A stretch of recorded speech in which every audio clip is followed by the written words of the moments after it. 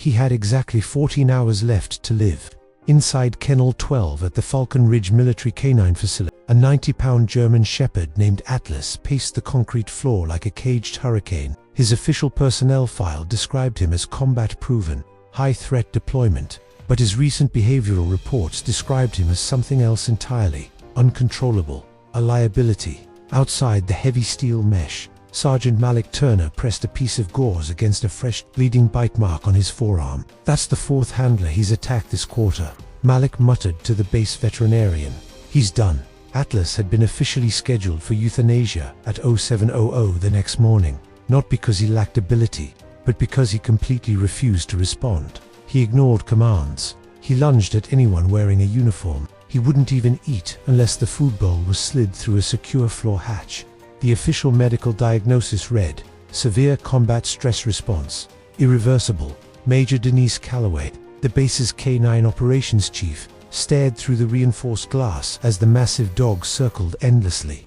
"He was elite," she said quietly, reading from a red-taped folder. 3 overseas rotations, biometrics and tracking, close protection. He never failed a single mission. "So what changed?" Malik asked, wrapping his arm. No one answered, because everyone on base knew the rumor. Atlas hadn't broken under the stress of combat. He broke because his handler had been killed in action. At least, that's what the heavily redacted report said. Against her better judgment, Major Calloway had ordered that Atlas be paraded at the base's biannual public K9 demonstration that afternoon. Command wanted transparency to justify the euthanasia to the military board. Under a harsh August sun, hundreds of civilian families gathered behind the safety rails of the demonstration field. Children waved small flags. Parents lifted their phones to record disciplined Belgian Malinois executing perfect high-speed takedown commands. Colonel Nathan Rowe stood at the podium, smiling with practiced confidence. "Today, you are looking at the finest military working dogs in service," he announced over the PA system. "These animals protect our troops in places you will never read about." It took 3 grown men holding heavy-duty catchpoles to escort Atlas into the arena. He was heavily muzzled, his thick coat bristling. The crowd expected to see a disciplined soldier. Instead, they saw something closer to a wild animal. Atlas's head stayed low to the dirt. His dark eyes scanned the perimeter constantly, looking for threats. Hill Sergeant Malik ordered, pulling the heavy lead. Atlas didn't even blink. He planted his paws and refused to move. "Sit," Major Calloway commanded, stepping forward. Atlas turned his head away in pure defiance, and then he lunged toward the safety fence. The heavy chains snapped taut. The audience recoiled in genuine fear. Mothers pulled their children back. Whispers immediately spread through the bleachers. "That dog is a killer. Why is he even out here? They should just put him down." Atlas was dragged back toward the holding kennels under a wave of public judgment from people who would never understand what he had endured in the dark corners of the world. But in the very last row of the aluminum bleachers, a woman stood up. She had watched the entire spectacle in absolute silence. She wore plain cargo pants, a faded olive jacket, and a baseball cap pulled low. She carried no insignia, no rank, no identification, just stillness and recognition. Inside the operations office, the discussion was brief and final. "Tomorrow morning at 0700, Colonel Rowe said, closing Atlas's folder, "It's over. The dog is a public risk." Major Calloway didn't argue. She had tried everything: behavioral retraining, medication, total isolation. Nothing worked. Atlas wasn't aggressively hunting. He was aggressively waiting. They just didn't know what he was waiting for. Suddenly, the office door clicked open. "I can control him." Every head in the room snapped toward the door. The woman from the bleachers stood in the doorway. "This area is highly restricted to civilians," Major Calloway said sharply, standing up. "Who let you in here?" "I can control him," the woman repeated, ignoring the question. Sergeant Malik scoffed. "Ma'am, we've had 20-year veteran handlers try to get a leash on that dog. He will tear your throat out." The woman's eyes never left the window overlooking Kennel 12. "He isn't broken," she said softly. "He's just waiting." Something in her voice made Major Calloway pause. It wasn't arrogance. It was the heavy, undeniable weight of absolute certainty. "You have 5 minutes," the woman added, finally looking at the major. "If I fail, you proceed with your needle tomorrow morning." Calloway looked at the colonel, then back to the stranger.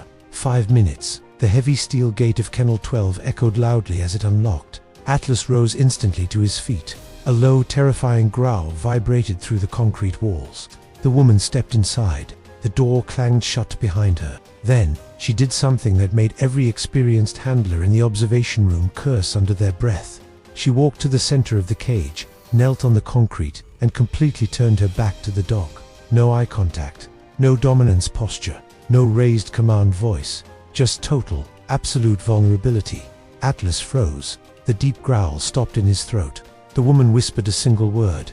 It wasn't English. It was a short, sharp phonetic sound. Atlas's ears snapped forward. He took one slow step, then another. The woman extended her right hand behind her back without turning round.